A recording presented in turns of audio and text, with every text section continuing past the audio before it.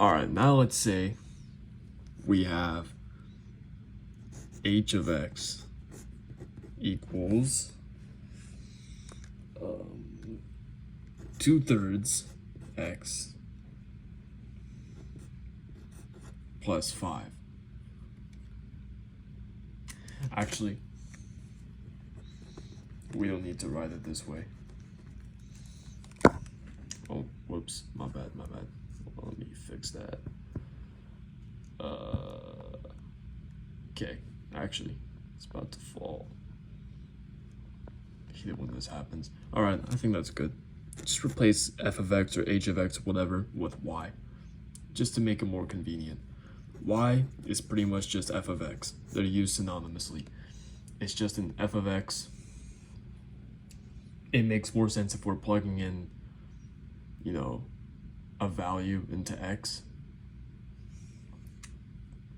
So yeah. Now we want to find the inverse of this equation. So how do we do that? Well, you could start by switching the x and y's. And now the goal is to get y by itself. So what do we do to do that? What we have to do first is subtract 5 on both sides. Then we have to get rid of this somehow. I wonder how that's gonna work.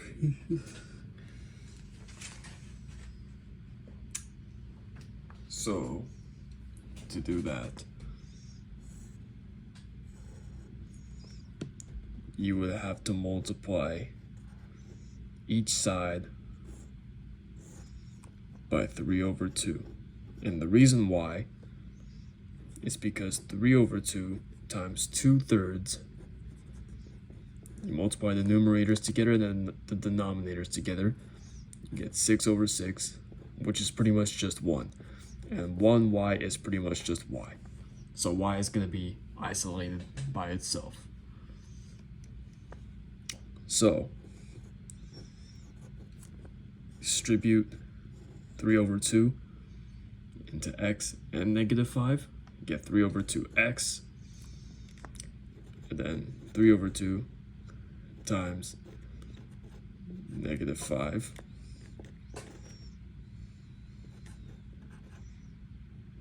You are going to get -15/2.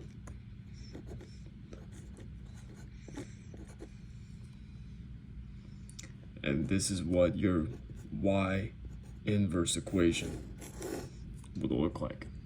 Now, granted, if this was in standard form, if we were writing this in standard form, we wouldn't be able to have fractions. We would have to write it in integers or whole numbers.